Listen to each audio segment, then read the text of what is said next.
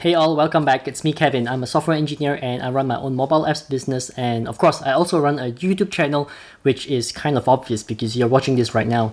So anyways, in my previous video, I explained how reaching 1000 subscribers is not exactly how I thought it would feel. If you want to watch that video, please feel free to do so. I will put the card right up here. Now in that video, I explained 7 bad things and 7 good things that were playing in my head all this time when I was trying to get to 1000 subscribers. That's all good and fun, but now I want to share with you the tips and tricks that I personally find helpful that helped me get to 1000 subscribers. These are tips and tricks I came up with as I continue to improvise my channel, and it consists of tips I learned from many other YouTubers as well as trial and error strategies that I've tried. So I hope you will find this useful in helping you to gain more subscribers, and with that said, here are the 10 things that I wish I knew to get to 1000 subscribers.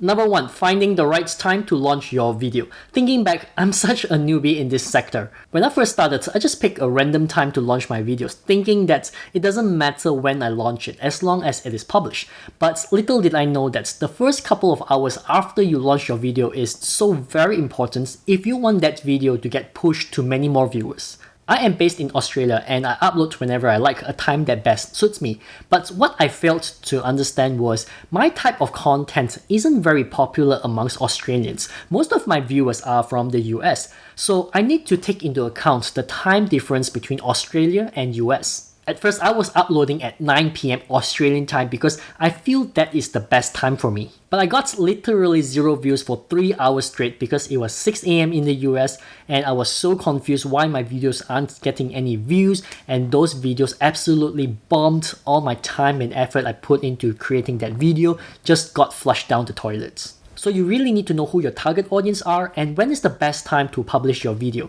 Normally, peak traffic comes around before and after work, so that's about 8 AM or 5 PM. And also, you got to publish a little earlier than those times because it takes a while for YouTube to process the video and make it available to viewers. Oh, one other thing is I tend to get more traffic on the weekends as opposed to weekdays as well. Number 2, make sure to focus on your content at the start. It is really easy to start focusing on your subscribers and views at the start, but let me tell you this, you'll be very disappointed because YouTube is not going to care about you or your efforts. The reason I said to focus on content is because we don't really know what our niche is when we first start our channel. Like for me, I thought I knew what niche I'm in, but it didn't work out well for me. The content I was producing isn't watched by many, it isn't gaining any traction at all, and it wasn't until I created over 20 videos that I started looking at doing how to grow YouTube channel videos. And that niche ended up being the niche that really grew my YouTube channel. Is this something I want to talk about?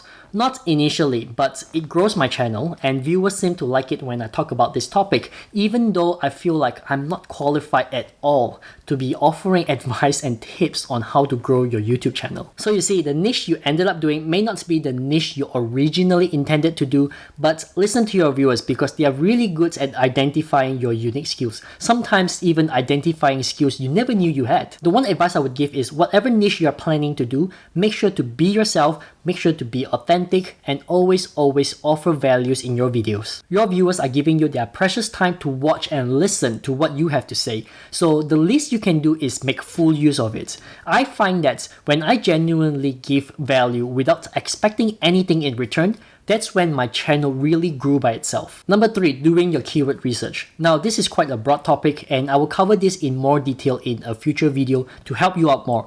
But for now, I just want to give you an overall view. So to begin, I want to remind you that when you first start a YouTube channel, no one cares about you or me. Nobody. And so if you're going to do a video with the title I eat ice cream, then no one is going to watch it because your subscriber count is practically 0, you are not a known person, and I hate to break this to you, but no one cares. I was actually the fool who thinks the spotlight is on me. My first 20 videos is all about what I want to talk about, is all about what I want to say, and soon I realized no one cares, not even my family or friends. Sure, at that time I thought I was doing the world a great deed, that I was sharing my valuable knowledge and experience with everyone for free.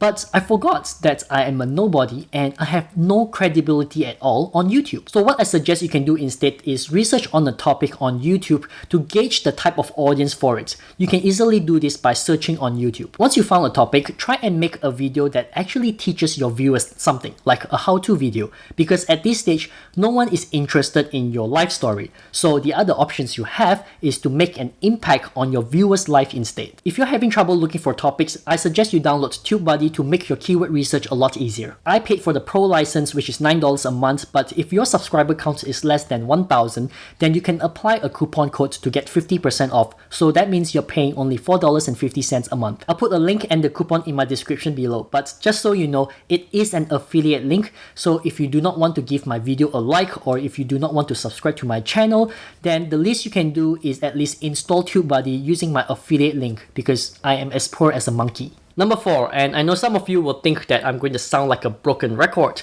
but number 4 is all about engagement with other YouTube channels.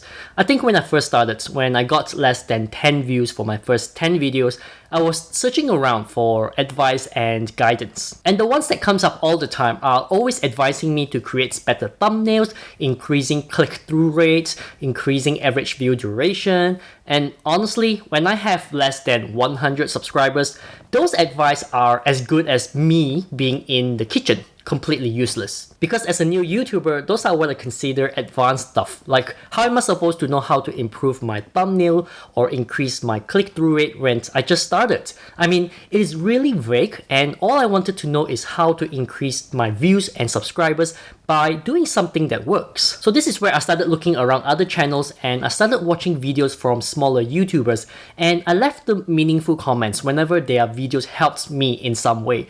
And I literally did this for 3 to 4 hours a week, and I think that's even considered too little engagement. But to be frank, that's how I got past 100 subscribers, and from there I continue to create more content. And when I have more content, YouTube is able to start pushing my videos a little bit more, and so I did not have to do as much engagement when I was at about 500 subscribers or so. I only engaged with those I like and those who greatly support me throughout my journey. And sorry if I missed any of you, I just do not have that much time to do engagement anymore because my channel has sort of gone past that phase, and now I have to focus on something different. Number 5, thumbnails. A good thumbnail marks the depth or success of your video. When I first started my channel, I created really crappy thumbnails. All I did was took a photo of myself and I wrote a couple of words on the side and I just go with it.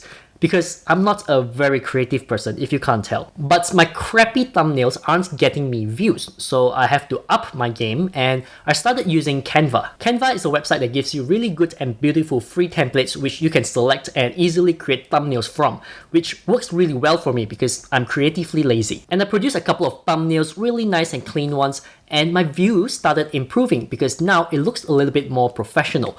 But that's the problem with Canva. It is just too damn beautiful and too damn professional.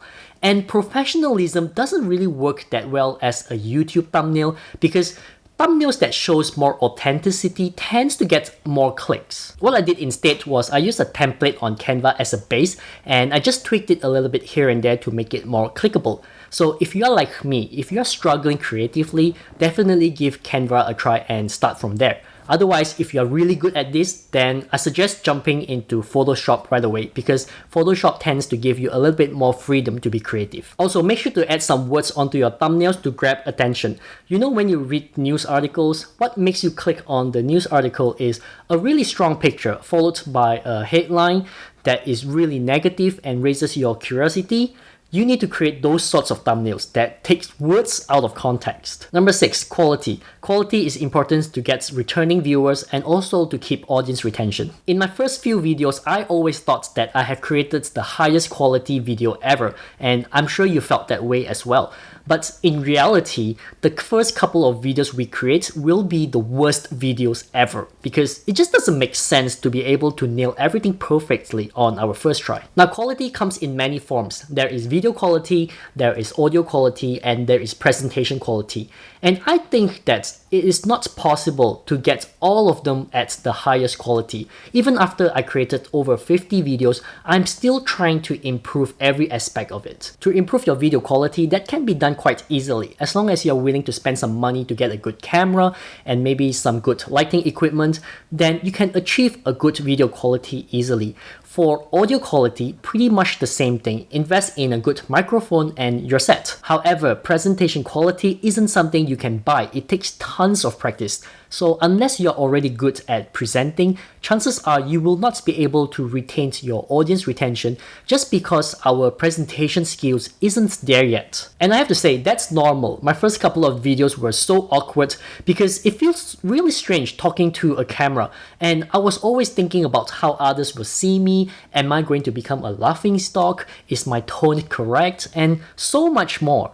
But at the end of the day, you really got to practice. From my experience, I would prioritize getting the presentation right, which consists of the way you speak, your energy, your flow, and also some video editing to make it more interactive. Then I'll prioritize audio, because if your audio isn't clear, then that's a big turn off and viewers will just click away. Then I will finally focus on getting my video clear and crisp. The reason I'm prioritizing it this way is because even if your video isn't clear, as long as your voice can be heard, as long as you show some energy when talking and offer some value, your viewers will be hooked to you and they will subscribe because of you and not because of your video quality. Number 7, forget about how others are doing, you do your own. Now, I've seen this a lot. Everyone is just leaving comments everywhere asking about how do I get more subscribers or how do I get more views. Okay, let me tell you this, I've been there myself. You don't even know how often I look at other channels with jealousy on how they can grow their channels with just 3 to 4 videos,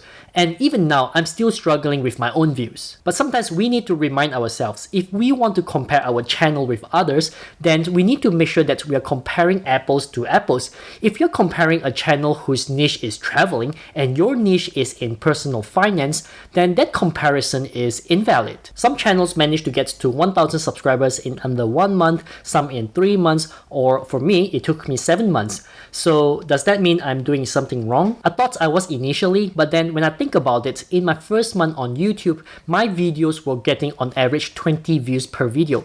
And now every time I launch a new video, I would get on average about 100 views. It may sound very little, but when I look at it that way, it makes me feel like I'm not appreciating what I've achieved so far. When I was getting only 20 views per video, I wished I was getting 100 views per video.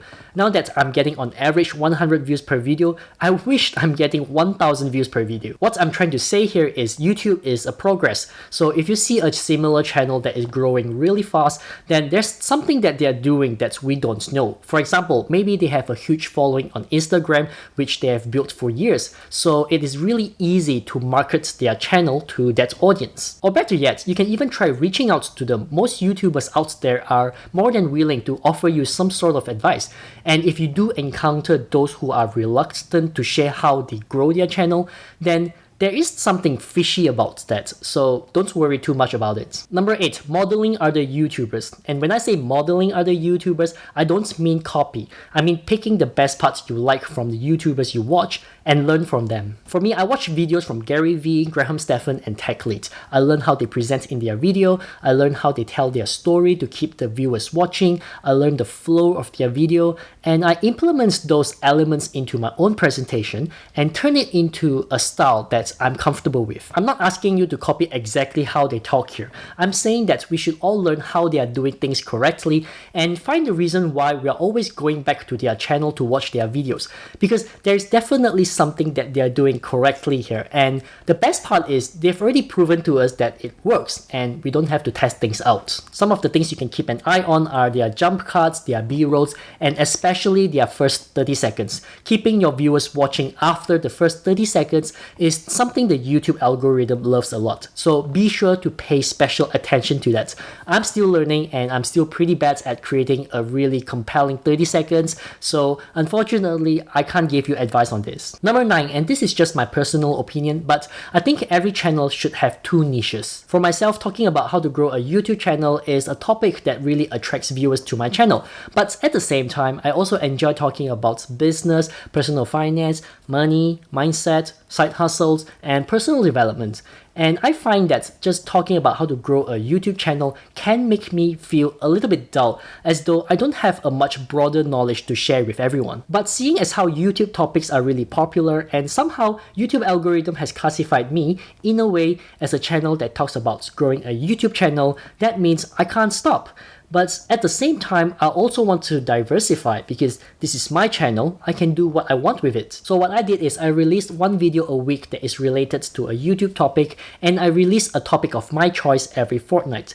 And I also choose to release a non-related YouTube topic on a weekday when there is lesser traffic. Now the main reason I'm telling you this is so that you can avoid getting burnt out. Sure, you can have lots of enthusiasm and lots of passion for the topics you love to talk about, but at some point it will start to feel like it is a chore. Moreover, there's only so much you can talk about on one topic. At some point, you will run out of ideas. Like for me, I don't see myself talking about how to grow your YouTube channel forever. I'm already starting to run out of ideas, and quite possibly I'm going to start recycling my topics, something you see a lot of YouTubers do. The other reason is also because you never know if other niche might work well for your channel. I always believe that we should be testing things out, that if you have less than 10,000 subscribers, then I believe that it is still safe to be trying different topics. And also, talking about other topics once in a while can keep your sanity. At least it helps me from stressing out and going insane. And the final tip is quite a simple one. Have patience. Your channel will grow slowly but surely if you keep going at it. I mean, look at my channel. I don't think my views are there yet. I'm still waiting for the day